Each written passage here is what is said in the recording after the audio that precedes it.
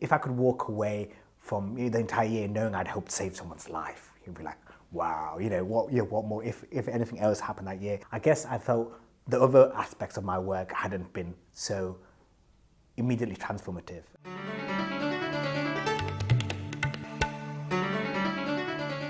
I was in a village, Thanangbadi in Tamil Nadu. It'd been devastated by a tsunami, and I was working with the villagers and some other people from Tamil Nadu to help rebuild the villages. I was working with this guy, Prashant. He was an engineer from Chennai, I believe. He was only young, so about 21, 22-ish. So one evening, he was teaching me how to ride a motorbike. We were right next to the coast. And so it was really, really dark, really stormy night. And there's a street light just on my right hand side, and I see a figure. He looked like he was slumped on the ground. So I stopped the bike, and I was like, what's going on? What's going on? I got off the bike, ran to the figure, and I seen a guy, quite young guy, and he had blood all over his t-shirt, all over his clothes.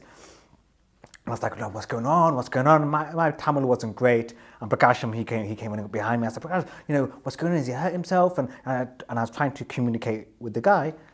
And the guy was speaking to me Tamil, didn't really understand what he was saying. So Prakasham had translated, a boy's got blood, boy's got blood, boy's hurt. I was like, the guy's boy must be hurt. And I was like, we need to do something. And so I said, Prakasham, look, let's see if we can get him to hospital, can we get to a doctor, what can we do? And Prakasham was like, look, it's 10 o'clock at night, Prashant, the hospital's going to be open, there's no taxis around, what are we going to do? We can't really do it, just leave him, he'll be okay. We'll go in the morning. And I was like, no, this isn't good enough, it's not good enough. I worked on sites in India by then, and I'd seen engineers, and sometimes the way they do the construction, it wasn't good enough, and I'd tell them, take that wall down and rebuild it, the standard isn't high enough, you've got to try harder, you've got to strive to be better than this is. And I was like, right, I'm not accepting this. I ran over to the hotel and slammed, it was 10 o'clock at night, bang, bang, bang, all the hotel, all the lights go up inside this big posh house, and the guard comes out and it's like, yeah, what's wrong? And I get back home to explain what's going on. And the guard's like, oh, just leave it, just do it tomorrow, who cares, it's not a big deal. I was like, there's a boy there, there's a kid there, bleeding, death probably, we need to sort something out. And he said, okay, come in, use the telephone. So Prakasham went in, rang the hospital was shut as well. They said, come back tomorrow as well. In the next city down, there was a hospital, but we'll have to get a van. So I said, right, we're going to take him there. Everyone just refused. I said, look, we've got some vans in the office. We go to the office, open the gate, we'll get a driver. Hell, I can drive the van. So I go back to the guy who's got blood all over him, and I'm like saying, where's the kid? Take us to your child, and we'll see what we can do. And the guys just started shouting at me, and I was like, I'm not sure what's happening here. I was like, let's go see the kid. And Prakasham comes up, and he's just like, Prashant, the boy. I was like, yeah, let's go see the boy. The boy is here. I was just like, what? He's like, boy. And he said, and then realized what had happened.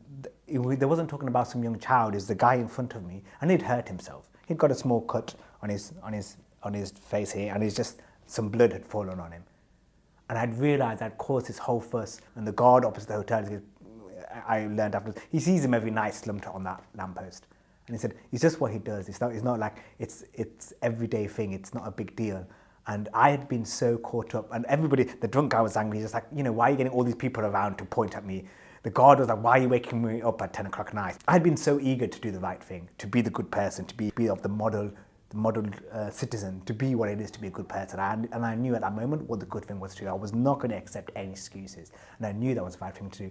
And my own ego in being that person had meant I'd ignored what people around me were saying, what I'd ignored the context, and I was more concerned about what was right for me, what it took for me to be a good person, rather than what it was that's best for that guy or for the people around me.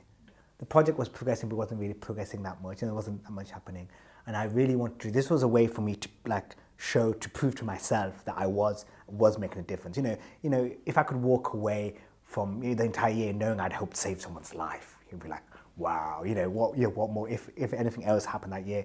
So it's all about, I guess I felt the other aspects of my work hadn't been so immediately transformative. I hadn't seen an impact. A lot of the work we do in Indie Corps, the impact you don't see until maybe months, years, generations down the line.